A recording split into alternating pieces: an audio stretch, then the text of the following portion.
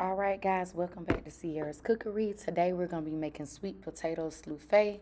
And yes, we're making the one with the pecan crumble top. So you're going to go ahead and you're going to boil down your sweet potatoes. Please, please, please wait until the sweet potatoes have cooled before you begin to peel them. Mine are still a little bit warm. But you know, we're gonna do what we do. I got grandma hands, so it's not gonna be too hot. The skin should peel right off. And you're gonna check your tenderness of your sweet potato by sticking it with the fork. It should glide through it all the way to the other side. Here, again, I'm just peeling the skin off, and as you can see, it's a little bit of steam coming off of here.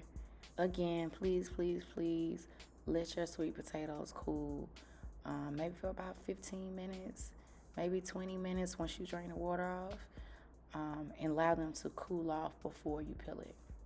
And also while you're peeling it, if you see any like pieces of roots or anything or imperfections, go ahead and peel that off of your sweet potato as well. I think I boiled about 6 sweet potatoes, and they are kind of on the smaller side.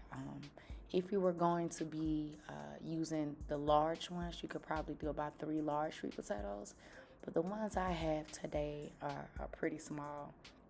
I can't tell if you can tell, but I have small hands, so these are really, really small sweet potatoes. But anyway, take your time, make sure you get all the imperfections off of your sweet potatoes. All right, and then we're gonna move on to our next step.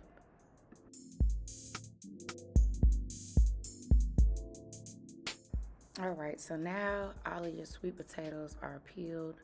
Now we're gonna add some additional ingredients. I like to add the eggs at the end so that we can taste it. Okay, so you're gonna start off adding in a cup of sugar, or half a cup of sugar. I'm sorry about that, half a cup of sugar. Then you're gonna add in some light brown sugar. And I did some rough measurements, so, but I'm just telling y'all, I kind of eyeball some things pretty good. But yeah, let's do a half a cup of white sugar and half a cup of brown sugar. Put that on in there. Then we want to add in some flavoring. Add in the cinnamon. Okay, we're not gonna make this like cinnamon toast crunch or anything, but you definitely add in some cinnamon. You're gonna add in some vanilla extract. Gonna add in maybe about a teaspoon or so. And again, I just eyeballed that. And now we're gonna add in the lemon extract, and you just gonna put a splash of that. That's it. That's probably about half a teaspoon. And I typically put nutmeg in my sweet potato souffle, but I could not find my nutmeg, so I put in a little bit of ground cloves. All right, and now we're gonna be adding in a stick of butter, a melted stick of butter. And also, I think I might have missed this. Add in a pinch or two of salt. All right, and go ahead and mix this up. All right, and our goal is to get this as smooth as possible. That is our goal. Let's get this as smooth as possible. All right, so just continue to mix that.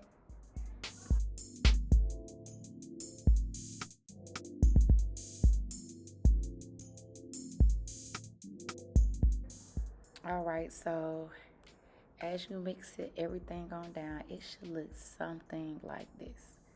Something like this. So you want to get you a spoon or a rubber spatula and just go down around the sides, because we want to make sure we got a good even mixture of everything. So just really go down the sides. A lot of times that vanilla or the ground cloves or the ground cinnamon splashes on the sides. I always, and I like to scrape that bottom too, just to make sure I'm getting everything evenly mixed. So you're gonna take your time and do that.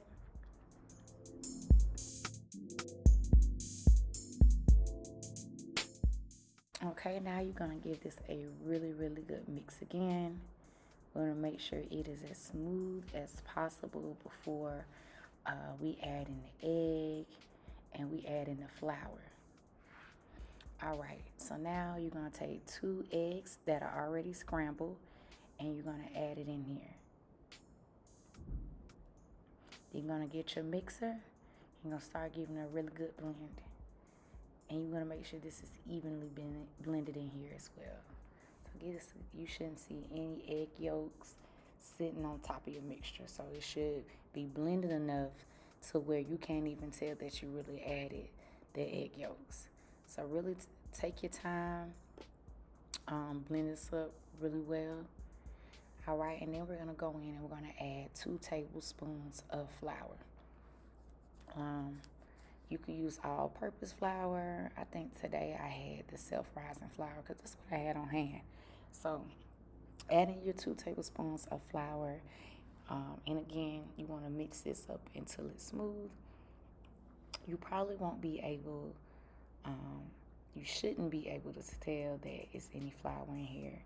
So definitely, sometime during this process of mixing, make sure you take a spoon and you start to scrape down those sides that have that flour popped up on the side, because again, we want this to be a real smooth mixture. We want everything to be mixed evenly.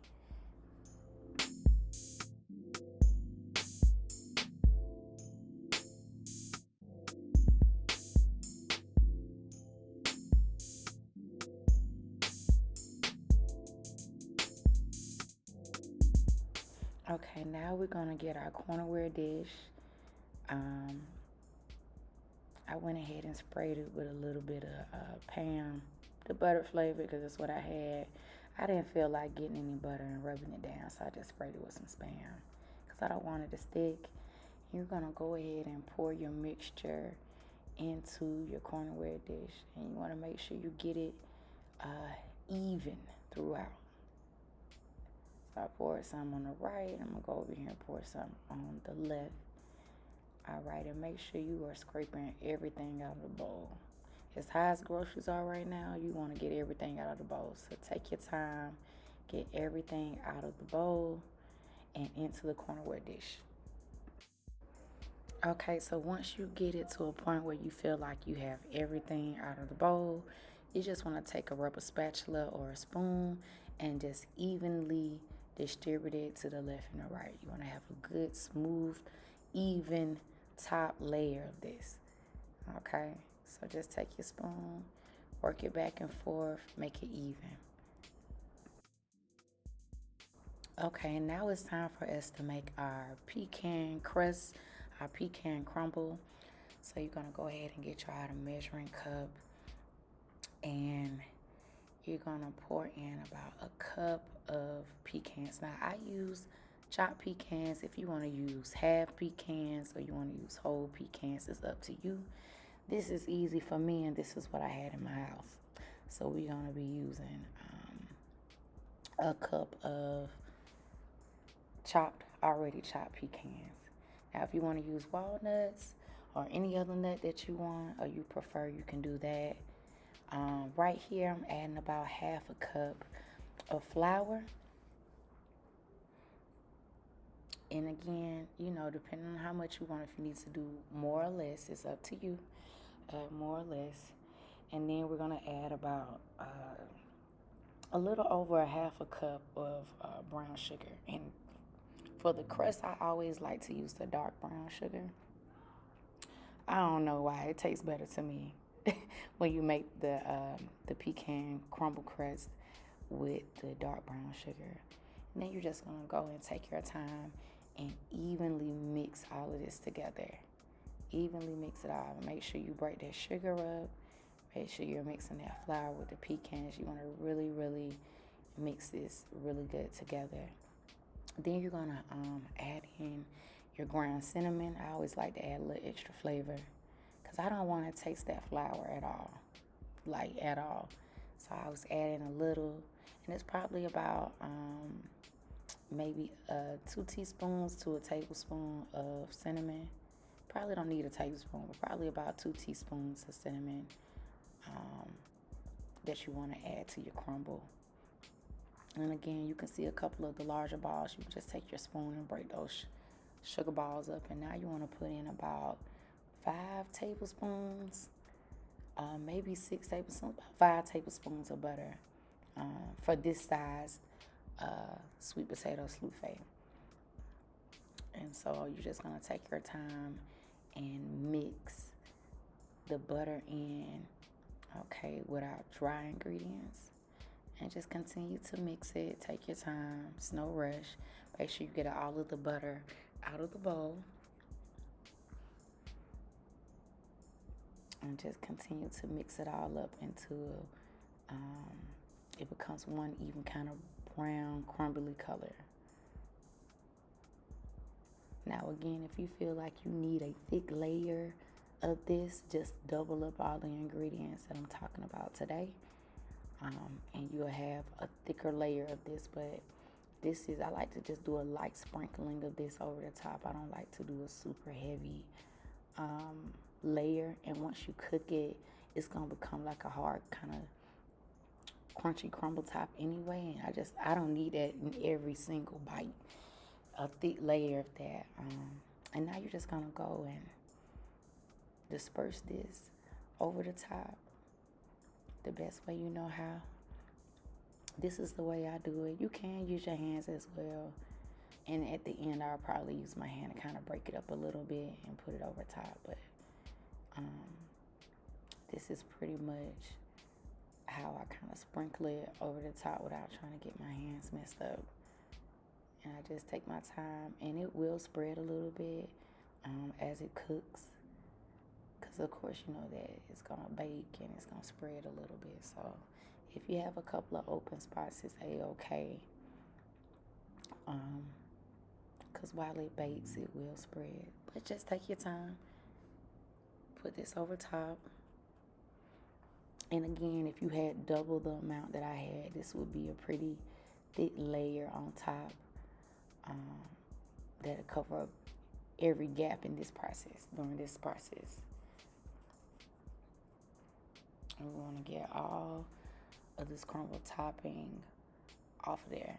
Okay, so it looks something like this once you get everything on there, evenly distributed. I'm going to go ahead and get that little bit of crumble that was on the spoon as well, because this is so good on top of your sweet potato souffle.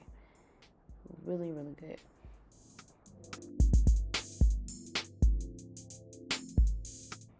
Now you're going to cook this in your oven on 350 degrees.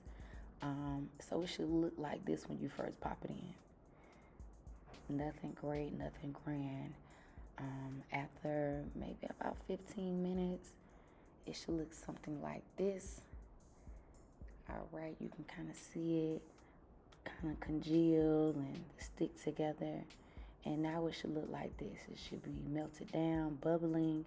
And this is after about 30 to 35 minutes. When you pull it out the oven, it's going to look something like this. It's going to have your house smelling so good. Definitely something that's great for Easter that's coming up, Thanksgiving, or any Sunday dinner. This is really a easy side or dessert that you can have. It's easy to put in some ramekins to present. I just wanted to do a really close-up look of what it looks like with the pecan crumble when you scoop it out. So it's absolutely delicious. Thank you for subscribing to Ciara's Cookery, and we will see you guys next time.